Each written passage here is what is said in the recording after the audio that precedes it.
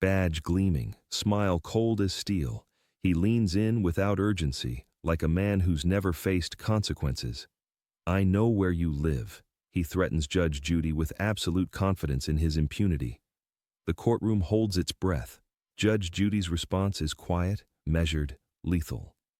What unfolds is a verdict so historic, so devastating, that this corrupt police captain loses his badge, his career, his freedom, and his entire future in one courtroom moment.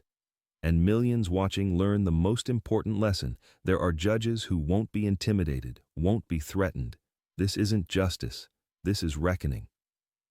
But before we get into it, tell me, where are you watching from? Drop it in the comments and hit subscribe for more shocking courtroom moments. The threat does not fade. It hangs in the courtroom like smoke, clinging to the air long after the captain leans back in his chair. His badge gleams under the fluorescent lights, but for the first time, its shine feels dangerous, not honorable. The courtroom stays unnaturally still, as if the walls themselves are weighing his words. "I know where you live." He had said it with a calm so casual, so practiced, that it chilled the room more deeply than if he had screamed. There is something unsettling about a man who threatens without raising his voice. Something worse about a man who believes he will never face consequences for it. Judge Judy does not flinch, blink, or react. She simply studies him. Her eyes narrow, not in anger, but in assessment, as if she is cataloging every inch of his arrogance, storing it for later use. The captain notices nothing. He sits with the leisure of a man who thinks the game has already been won, legs parted, shoulders loose, jaw lifted with the smug confidence of someone who has outrun accountability for too many years. Across the aisle, the victim, a young woman with a neatly braided ponytail and trembling hands, looks down at the table. She has heard that line before. Her breathing quickens, soft but sharp, like someone trying very hard not to show fear. The camera of the courtroom show lingers on her, then cuts back to the captain's self-satisfied posture. The contrast is painful. The bailiff shifts slightly, as if instinctively moving closer. Not to intervene, to anticipate. Judge Judy finally speaks, her voice soft enough that the room leans in. "Captain, since you seem very confident in your position, let us begin." It is not a threat. It is a temperature drop. The captain smirks, leaning forward as though the judge's composure amuses him. Happy to.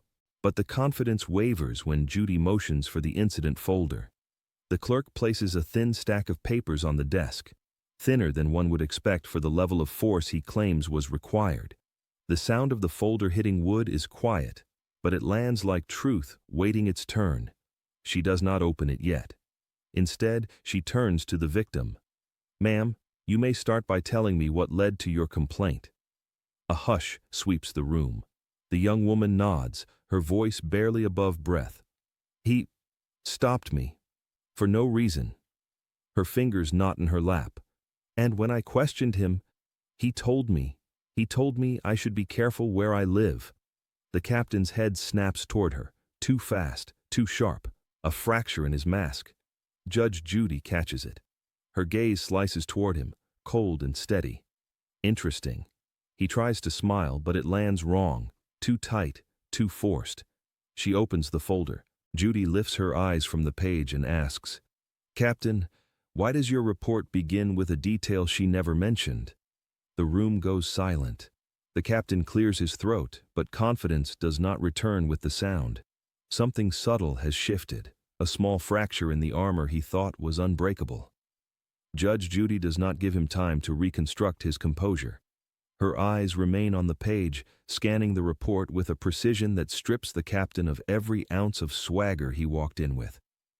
The courtroom feels colder now, as if the truth itself has entered and taken a seat in the front row. She reads silently for a long moment. The silence stretches. It is deliberate.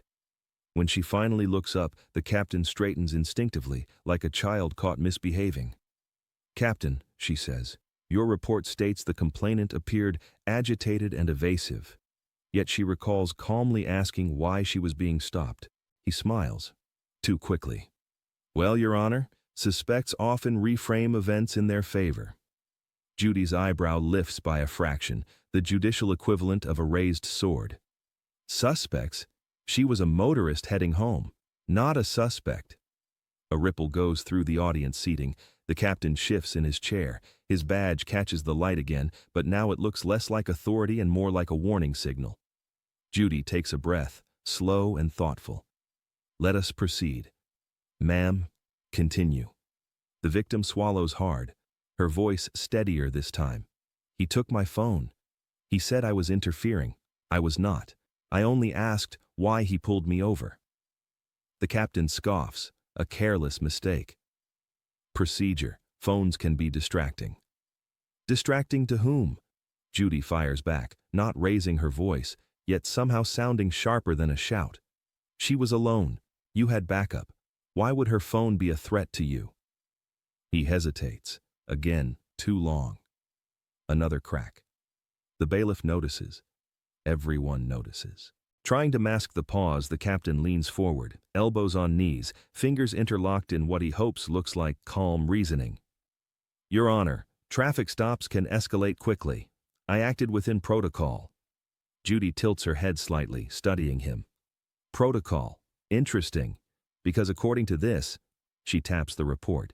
You ended the stop after 2 minutes. No citation issued, no written warning, no explanation documented. The captain's jaw tenses. I exercised discretion. Or, Judy counters quietly, you ended it because she did not respond to intimidation the way you expected. The words land with the force of a verdict, though it is far from time for one. The victim looks up at Judy, eyes glassy but brave. The judge gives her a small nod, a silent message. You are safe here. The captain shifts again, a subtle but telling retreat from the persona he arrived with. His smile falters. His fingers tap the table, tiny, anxious beats that betray him more than any report. Judy sets the papers down. Captain, your tone today suggests irritation rather than professionalism. I am interested to see whether your conduct aligns with your documentation. She steeples her fingers. The air tightens. Tell me, she says softly. Why were you already defensive before she even spoke? The captain freezes. There is no easy escape from that question. Her voice is soft when it begins. Too soft for a room this tense. But softness can be sharper than steel, and every word she speaks begins to cut. The victim lifts her head slowly, as if gathering the courage from somewhere hidden deep inside her. The lights above her flicker faintly, casting a pale glow across her face. She takes a breath that shakes in her chest, then releases it in a single trembling exhale. The captain watches her like a predator observing weak prey. But the court senses something different now. He is the one on unstable ground. My hands were on the steering wheel, she begins. Her voice quivers, but she remains steady. 10 and 2, exactly how you're taught. I wasn't speeding, I wasn't swerving, I wasn't doing anything wrong. Judge Judy nods for her to continue, her expression unreadable but attentive. He walked up to my window, the victim says, her eyes fixed on a point only she can see, reliving it. He didn't ask for my license. He didn't tell me why I was stopped. He just stared at me. And then he told me to get out of the car. The captain shifts, crossing his arms tightly across his chest. Judy sees it. Everyone sees it. Did you ask why? Judy asks gently. The victim nods. Yes, I asked why. And he leaned down. She swallows, voice tightening. And he told me people like me should be careful where they live. A collective inhale sweeps the courtroom. Even the cameras seem to stop their quiet hum as if leaning closer. The captain scoffs loudly. Taken out of context, Judy cuts her eyes toward him, a warning without sound. It freezes him mid-breath. The victim continues, voice gaining fragile strength. I reached for my phone. I just wanted to record because something felt wrong. That's when he grabbed it out of my hand. He told me I was interfering with an investigation. But there was no investigation. Her fingers twist together, knuckles white. I wasn't resisting. I wasn't yelling. I was just scared. And then, her voice cracked slightly. He whispered that line again, the same one he used on you today. A hush sweeps the room so complete it feels sacred. Judy leans back, gaze slicing toward the captain. "Captain, is this true? Did you use that phrase on multiple occasions?" He opens his mouth, but his expression betrays him. The flicker of panic, the slight twitch at the corner of his eye, the tightening jaw. He hesitates, and in that hesitation, the truth spills out louder than any confession. Judy lowers her gaze to the documents before her. "Interesting, because the report you filed says nothing about tension, nothing about confiscation, nothing about verbal warnings." She turns a page. "And nothing about intimidation." Now the captain sits perfectly still. Too still. Judy looks up, eyes sharp as a blade. "Captain, why does your report contradict her testimony line by line?" The room holds its breath as his mask begins to crumble. A file slides across the bench with a muted thud, quiet but heavy enough to change the air. The captain's eyes follow it, and for the first time, he does not look sure of himself. Judge Judy opens the folder with deliberate, almost reverent care, as though the paper inside is not paper at all, but truth waiting to breathe. The room leans forward in collective anticipation. Even the captain straightens, unwelcome tension creeping into the corners of his posture. The badge on his chest gleams under the lights, but its shine feels colder now, like metal left out in winter. Judy flips the first page. Her eyebrows lift just slightly, a micro-expression, but devastating in implication. "Captain," she says calmly, "your documentation of this incident is unusually brief." He swallows, then forces a smile. "Clear-cut case, Your Honor." "Clear-cut," she repeats, scanning the page again. The repetition is a warning. She turns another page. The audience tilts forward. The captain shifts, running his thumb along his jawline like he is smoothing down invisible anxiety. Judy holds up a sheet, thin, crisp, too pristine to match the messy testimony they have just heard. "This is your report?" she asks. "Yes." "And these are your login credentials stamped at the bottom?" "Yes, ma'am." Her eyes harden by a fraction. "Interesting, because according to internal records, this report was edited 3 separate times." A murmur ripples through the court. The captain tries to maintain a steady expression, but the corner of his mouth twitches, a tell he probably does not know he has. "Minor updates," he says. "Formatting. Clarifications." Judy taps the timestamp at the bottom. All 3 edits were made after the complaint was filed. The room stiffens. He laughs lightly, a brittle cracking sound. "Probably coincidence." Judy does not smile. "Let us examine something else." She pulls another file from beneath the first, this one noticeably thicker, dog-eared, and marked with red tabs along the edge. "This," she says, "is your internal affairs summary."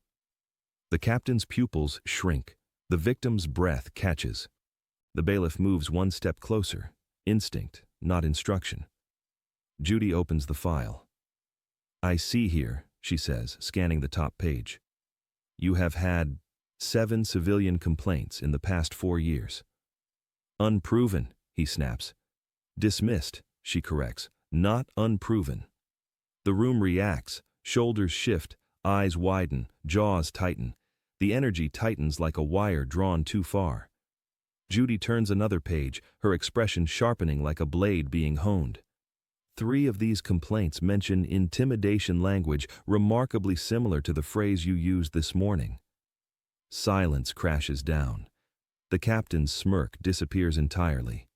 Judy sets the file down with quiet finality. "Captain," she says, her voice soft but seismic, "I also have documentation that 2 of those complainants reported that their written statements were altered before being entered into the system." His eyes snap to the file, then to her, panicked, searching, exposed. "Who," she asks, leaning forward, "altered those reports?" He opens his mouth. No sound comes out. Her gaze sharpens. "Do not lie. Not now." The courtroom seems to bend inward, gravity pulling everyone closer to the truth. She turns a single page toward him, one name circled in red. "Because according to internal affairs, the person who altered those reports was you." The room erupts, and the captain finally cracks. The captain tries to sit taller, But posture cannot hide panic. His confidence is leaking through every forced breath, every twitch of his jaw. The courtroom still vibrates from the shock of Judy's accusation. The captain stares at the circled name on the page, his name, as if seeing it for the first time. His fingers tremble, barely noticeable, but enough for the cameras to catch. The badge on his chest no longer looks like a symbol of authority. It looks like a lie he has been wearing for years. Judge Judy lets the room quiet itself. She does not rush. She knows silence can strip a man down more quickly than any legal argument. "Captain," she says finally, "you may explain." He lifts his chin, grasping for the last scraps of dignity. "Your Honor, I did not alter anything. If something changed in those files, then someone else used my credentials without authorization." Judy's eyebrow rises, a gesture so small, yet so devastating, the room collectively feels its sting. Unauthorized use of credentials would require an internal security breach, one that has never been reported. He swallows. I may have neglected to document it." "Neglected," Judy repeats, voice cool as stone. "Convenient timing." The captain leans forward, hands clasped tightly together. "With all due respect, Your Honor, this entire situation is being misinterpreted. Officers handle dozens of reports, things happen, files get updated, there is nothing malicious here." But the more he speaks, the more frantic his tone becomes, words tumbling faster than control can catch them. Arrogance has transformed into scrambling self-preservation. Judy closes the internal affairs file and folds her hands atop it. "And yet," she says, "the pattern is unmistakable." She gestures toward the victim. "This young woman described behavior that aligns with multiple documented complaints." He shakes his head quickly, too quickly. "People lie. Citizens exaggerate. These complaints are from individuals seeking attention, leverage, or revenge." The room reacts, a low murmur of disbelief and disgust. Judy's voice slices through the noise. "Do you hear yourself, Captain? 7 separate civilians, all describing intimidation, all dismissed, all connected to you." His eyes dart toward the gallery, then toward the cameras. His breathing becomes uneven, shallow, rapid. It is the look of a man realizing he is not feared today. Not anymore. Judy shifts her attention toward the clerk. "Please call our next witness." The captain jerks his head back toward her, eyes widening. "Witness," he echoes, the word cracking down the middle. "Yes," Judy replies, her tone painfully calm. "Someone who can speak to your conduct from inside the department." He grips the edge of the table. "There is no one." But the courtroom doors open with a soft metallic click, silencing him mid-sentence. Boots enter first. Hesitant footsteps. A uniform that matches the captain's. But the posture does not. Shoulders weighted, gaze lowered. An officer who looks like he has been carrying the truth for far too long. The captain goes pale. Judy's voice remains steady as stone. "Captain, please face the witness you pressured to alter those reports." The side door opens with a soft metallic click, but the sound hits the room like a thunderclap. The captain's face drains of color before he even sees who walks through. The witness steps into view one careful footstep at a time, as if each step costs him something. His uniform matches the captain's, but that is where the similarity ends. His posture is low, guarded. His eyes flick toward the judge, then toward the captain, then quickly down to the floor, like a man torn between duty and fear. Judge Judy studies him with quiet intensity. The courtroom shifts, everyone leaning forward as though instinctively sensing the significance of this moment. The captain's jaw clenches, his breathing changes, shallow, uneven, a far cry from the swagger he wore into the room. "State your name," Judy says. "Officer Daniel Mercer," he replies. His voice is steady, but his hands betray him, fingers tapping against his thigh in a nervous rhythm he cannot stop. Judy nods. "Officer Mercer, you were called because several of the altered reports appear to have been processed during your shared shifts with the captain." She glances at the captain, whose eyes widen in a sharp, unguarded glare. "You may speak freely here." The captain cuts in immediately. "Your Honor, this officer has a history of—" Judy lifts a hand.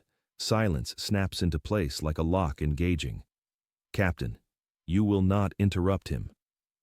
Mercer swallows hard, throat bobbing. Your Honor, I did not want to be here. His voice quivers, but he keeps going. But what happened? It was wrong. And it kept happening. The courtroom stills.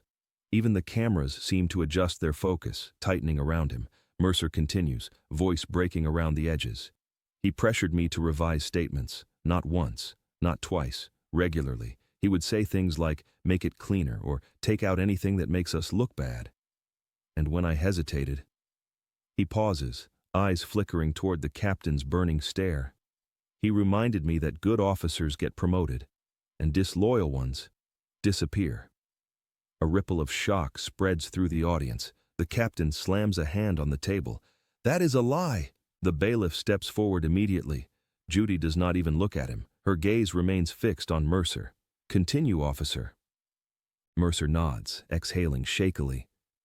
The night of her stop, he gestures toward the victim. He ordered me to delete his preliminary comments and replace them with the phrasing he dictated. I did it.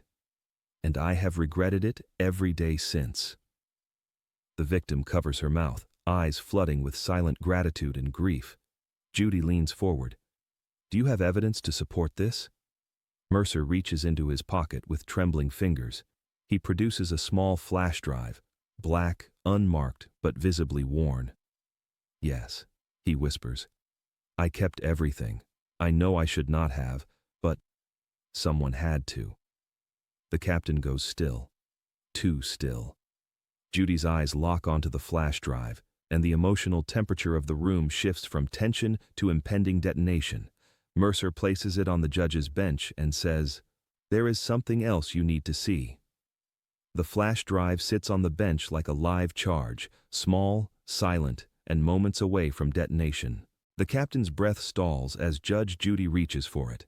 Judge Judy lifts the flash drive with the careful precision of someone handling something fragile, not the device itself, but the truth inside it. The courtroom seems to contract, the air thickening around every person who suddenly realizes the entire case may hinge on what is about to appear on the monitor. The captain shifts violently in his seat, his chair scraping loudly across the floor. The sound cuts through the tension like a blade, making several people flinch. Your Honor, he blurts out, voice louder than necessary, I object to the use of... You do not get to object to evidence you attempted to destroy, Judy says without even looking at him. Her voice is quiet, devastatingly quiet. The kind of quiet that makes arrogance shrivel. The bailiff plugs the flash drive into the court computer. The screen flickers to life. For a moment, the room is bathed in blue glow, soft, eerie, expectant. Officer Mercer stands rigid, hands clasped behind him, breathing through his guilt like he expects judgment to fall as soon as the first frame appears. The footage begins. A dash cam angle, dark roadside, headlights cutting through rain, a paused timestamp in the corner. Judy nods once. Play it. The video rolls.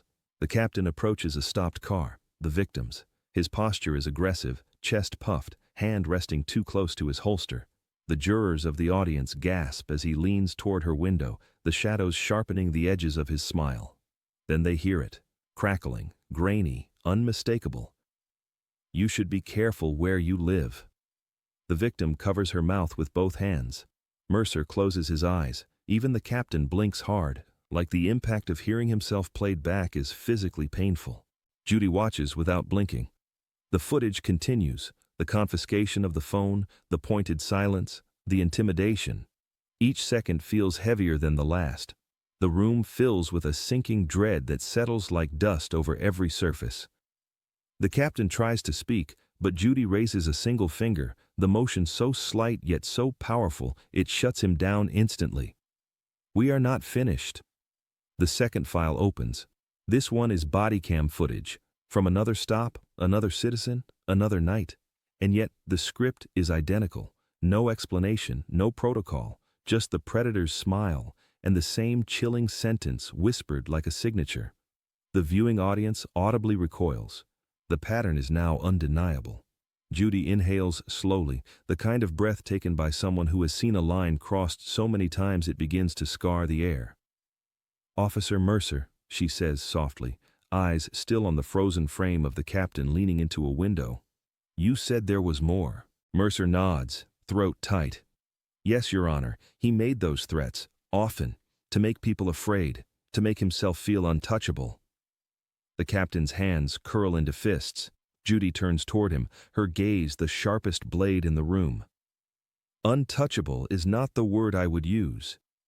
She points to the paused video. "Captain, would you like to explain the threats you made off camera?" The frame freezes on the captain leaning into a stranger's window, his smile razor thin, predatory.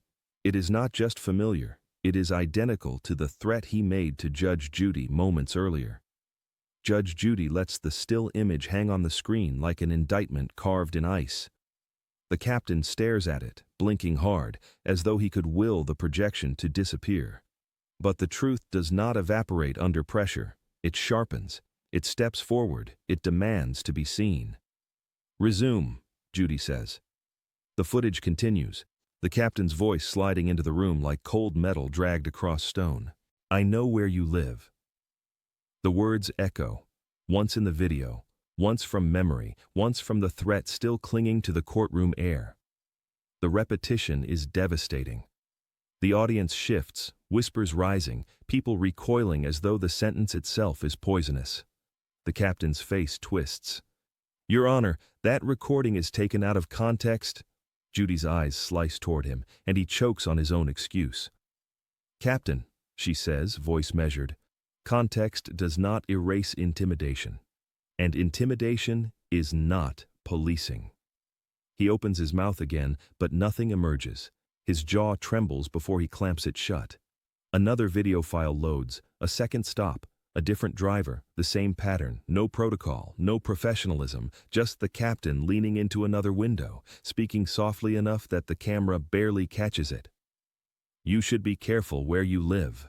The courtroom reacts this time, not a gasp, but something deeper, a moral shift, a collective awareness settling into place like a verdict forming itself. The captain grips the table, his knuckles turn bone white. "Your Honor, these were isolated 3 videos," Judy interrupts, 3 different citizens, 3 nearly identical threats. Her voice remains steady, but something in it tightens, controlled anger, the kind that only emerges when justice is being tested. The room goes still as the final clip begins, the captain off camera, speaking to a fellow officer in a parking lot. The body cam does not show his face, but the audio is painfully clear. "People back off when they know you can find them. Fear is the fastest way to control a situation." The victim trembles. Officer Mercer closes his eyes. The gallery absorbs the sentence like a blow to the ribs. Judy does not look away from the screen. "That statement was not made to a civilian," she notes quietly. "It was advice." The captain's breathing falters. That is not what I meant." Judy turns to him fully now, her gaze heavy with disappointment rather than fury. "And somehow, that is worse. Captain, you have operated with a level of unchecked authority that endangers not only civilians, but the integrity of every officer who does their job with honor." He shakes his head slowly, as though pleading silently for a reality that no longer exists. Judy shifts the internal affairs files toward the center of the bench. The papers fan out like feathers, or evidence laid bare. "We are past misconduct," she says. "What we have here is a documented pattern of abuse of power." The words land with historic weight. Judy leans in, voice dropping into lethal calm. "Captain, your badge will not protect you from what comes next." He tries to inhale, but the breath catches halfway. A sound too soft to notice, unless you know what fear sounds like. And today, everyone in that courtroom knows, For a long moment, the captain sits perfectly still, not in control, but in shock. His eyes dart from the screen to Judge Judy to Officer Mercer, searching frantically for an anchor that no longer exists. Every avenue of escape has been sealed shut by his own words, his own threats, his own history. The badge on his chest seems to weigh more by the second. Judge Judy folds her hands. Captain, you may respond? It is an invitation. It feels like a test. And the captain fails instantly. This is a witch hunt, he erupts, lurching forward. His voice is loud, jagged, cracking under its own weight.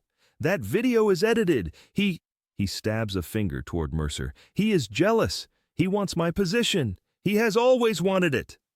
Mercer flinches, but Judy's gaze does not move. The captain keeps going, voice spiraling into panic. And her, he points at the victim. She is exaggerating. You know how people get when they think they can sue. Everyone wants a payout these days. His face reddens, veins rising in his neck, the polished persona crumbling piece by piece. Judy finally raises a hand. The gesture is calm, controlled. It cuts through his tirade like a blade. Captain, she says softly, your volume will not change the facts. That single line deflates him more effectively than any shouted reprimand. He sinks back into his chair as if the weight of the room has doubled. The victim wipes her eyes, but she watches him. Not with hatred, but with something heavier, recognition. This is the man who frightened her. This is the man who believed he could. Judy continues, voice measured. I am giving you an opportunity to explain your behavior, but you are confirming a pattern with every word you speak. He opens his mouth, then closes it. His jaw quivers. The courtroom absorbs his silent collapse. His breath turns shallow, choppy.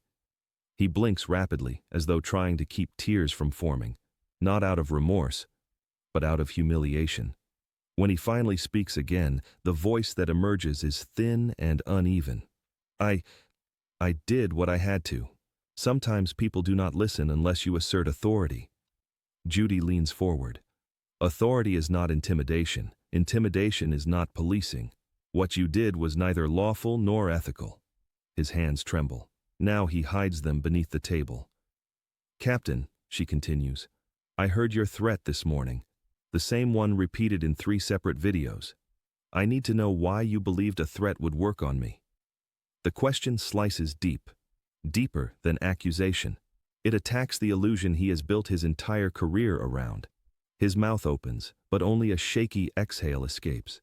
He has no answer, not one he is willing to say aloud. Judy watches him carefully, studying the final cracks forming in a man who once believed fear made him powerful. Her voice lowers, steady and devastating. Who taught you that intimidation was the only language people understand? The captain's eyes widen, because he knows exactly who. His breath stutters again, not from anger this time, but from something quieter, older, and far more revealing. Fear does not roar, it leaks. The captain sits rigidly, spine stiff, shoulders locked, as if bracing against a storm only he can hear. The courtroom watches him, but Judy watches deeper. She studies the tremors under the surface, the kind that do not come from fury, but from exposure, from being seen. Captain, she repeats gently, who taught you that intimidation is the only language people understand?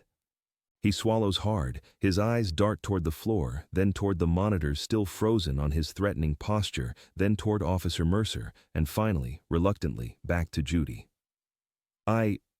His voice cracks, the first audible fracture. He clears his throat, trying to reshape it into strength, but the sound wavers. I was under pressure, Your Honor. The department expects results. People do not respect authority anymore. Judy folds her hands. Pressure does not produce threats. Fear does. His jaw tightens. She continues, voice soft but unyielding. Tell me, Captain, what were you afraid of? He shakes his head.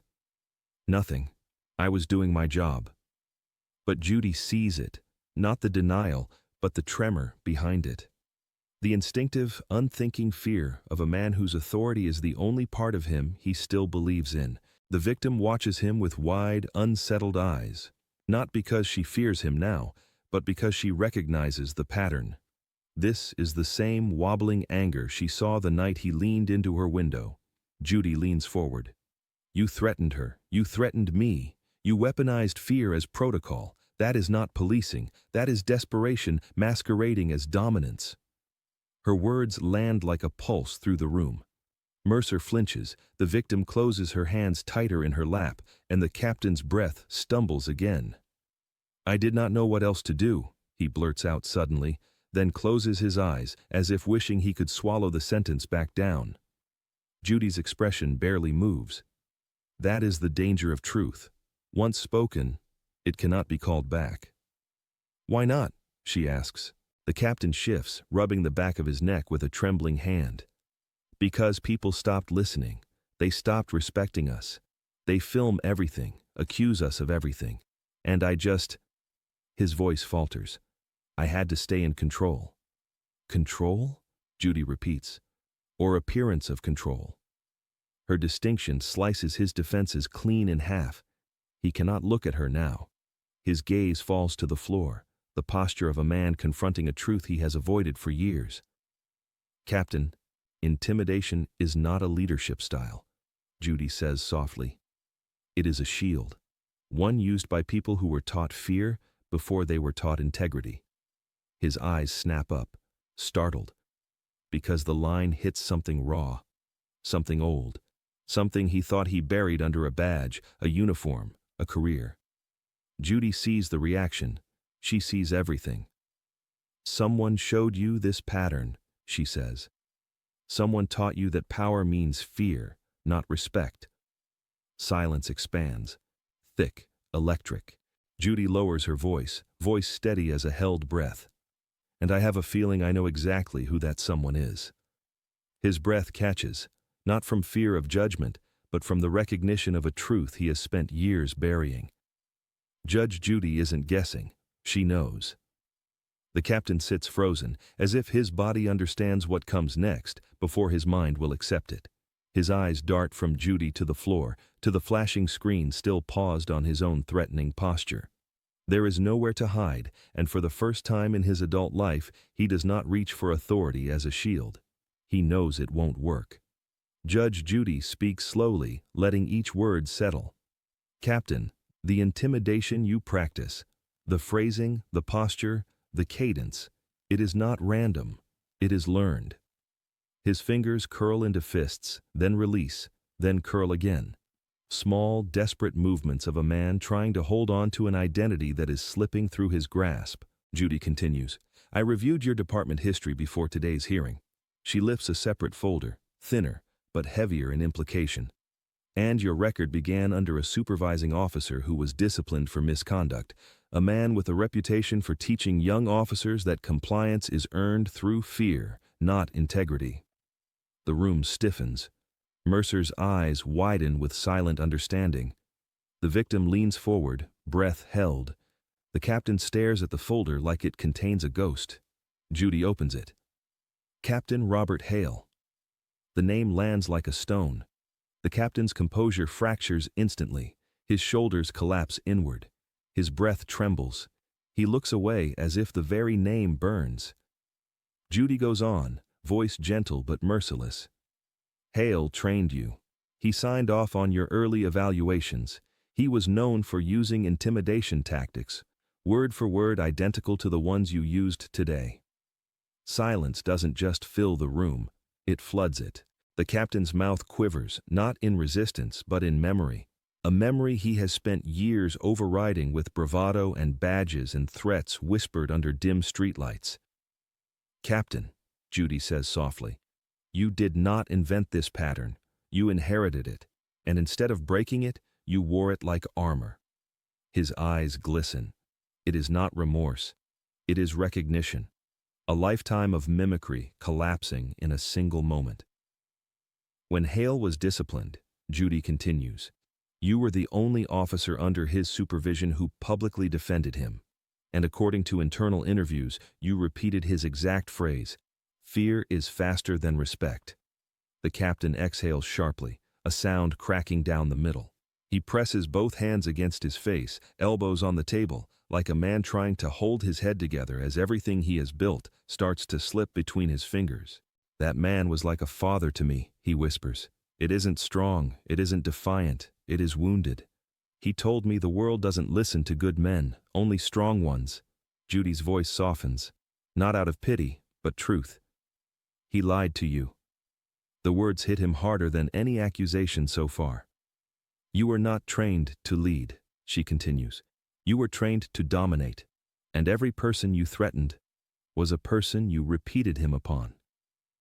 The captain lowers his hands slowly.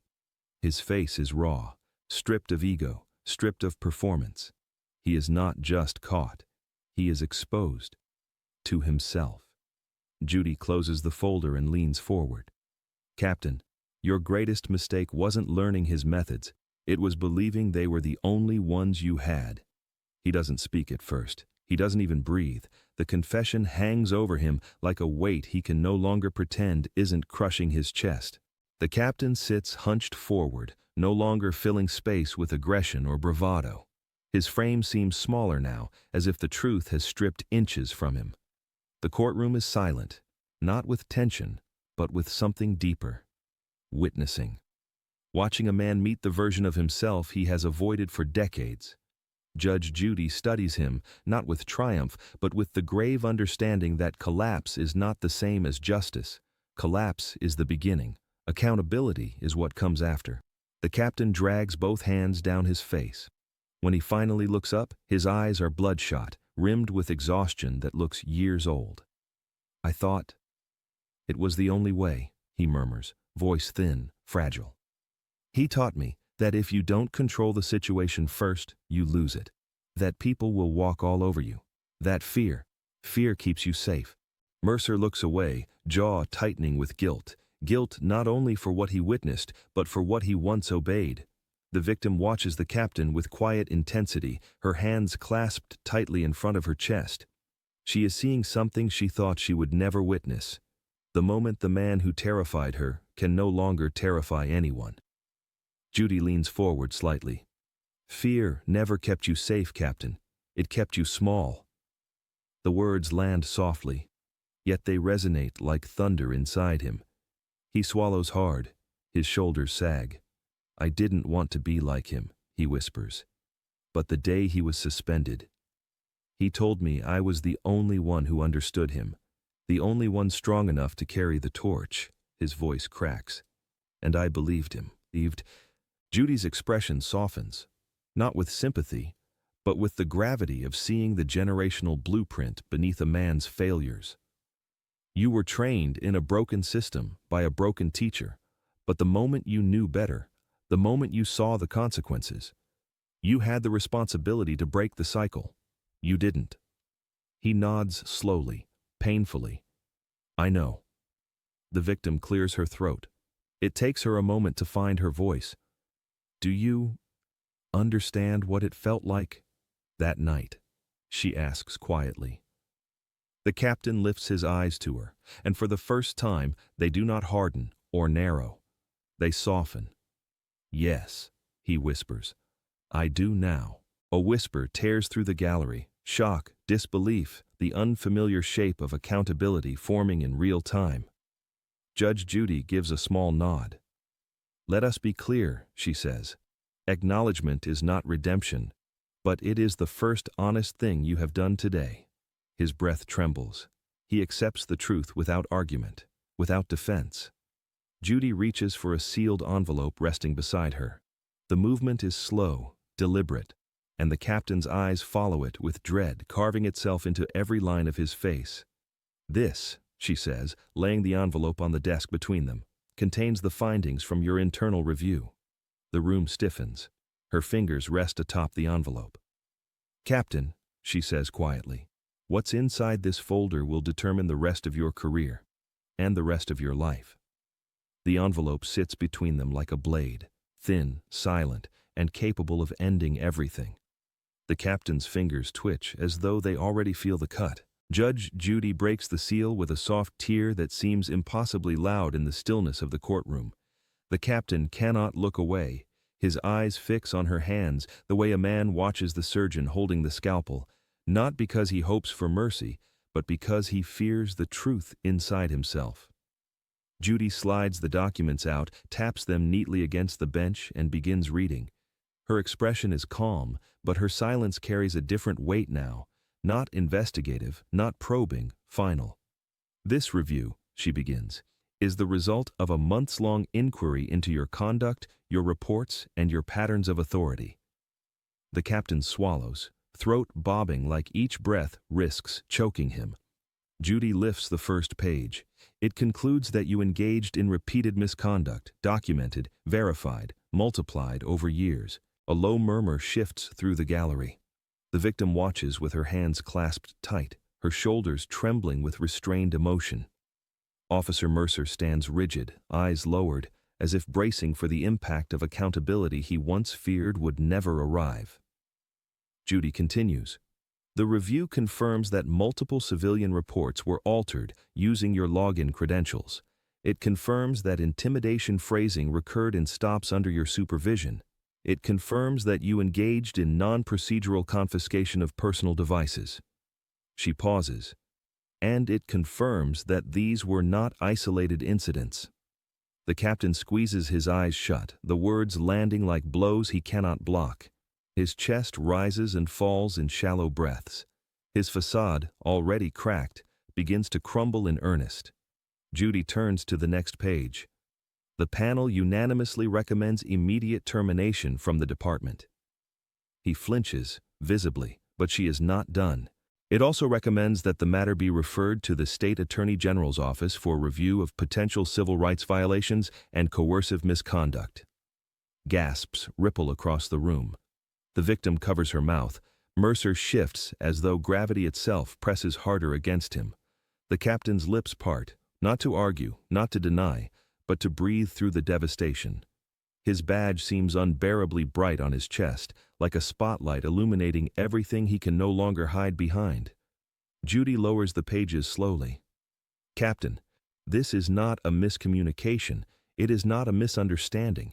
It is a pattern of harm, inflicted repeatedly, knowingly, and with disregard for the people you were meant to protect. He stares at the floor, eyes glistening. Whatever he thought he would feel in this moment, defiance, rage, the instinct to fight, it is gone. In its place sits something fragile, unfamiliar. Defeat. Judy sets the file down. Before I deliver my ruling, she says, voice steady but not unkind, I want to give you the opportunity to speak. The room draws a collective breath. Mercer looks up. The victim steadies herself. The cameras lock onto the captain. He lifts his head slowly, like it weighs more than bone should. Judy asks, Is there anything you want to say before I decide your fate? He rises slowly, not with authority, not with defiance, but with the fragile dignity of a man standing on the last unbroken piece of himself. For the first time today, the room does not fear him, it feels sorry for him. The captain clears his throat, but the sound trembles. His hands grip the table as he stands, knuckles ghost white, shoulders rounded inward like he cannot bear the full height of his own body. He looks older now, smaller, as though the truth revealed in the last hour added decades to his frame. He does not look at Judy first. He looks at the victim. He tries for strength, but the word fractures the moment it leaves him. He swallows, tries again. I'm sorry. The gallery shifts. Some lean forward, some stiffen, unsure whether to believe the man who built his career on manipulation.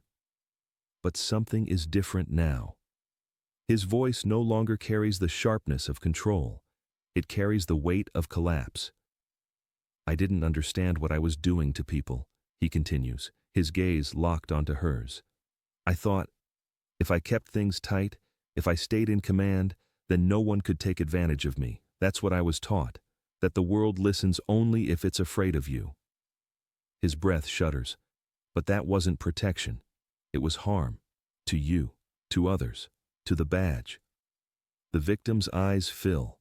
She tilts her head slightly, not forgiving, but acknowledging the humanity emerging where arrogance once lived. He turns toward Mercer next.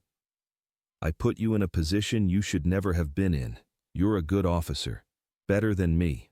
I'm sorry for making you choose between your conscience and your career. Mercer's jaw tightens, a mixture of pain, relief, and the bittersweet ache of finally hearing the truth. Finally, the captain looks to Judge Judy. And as for you, he hesitates, the words fighting their way out.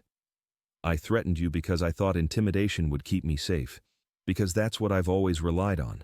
I didn't expect you'd see through me so completely." His voice thins, ragged at the edges.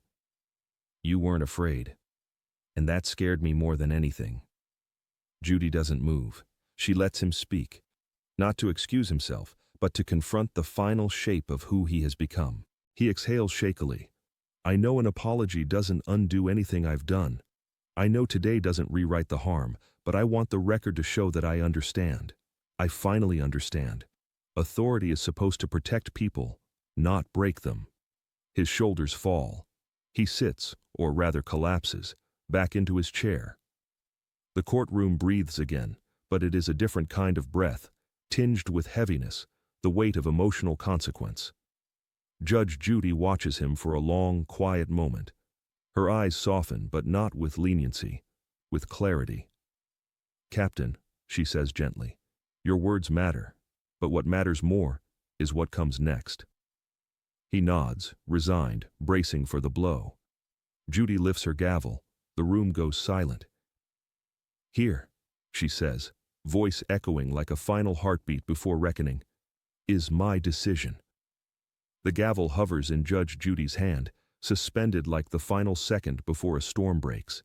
When it finally falls, it will end not just a case, but a legacy built on fear. Judge Judy lowers the gavel slowly, deliberately, as if shaping the weight of the moment before releasing it.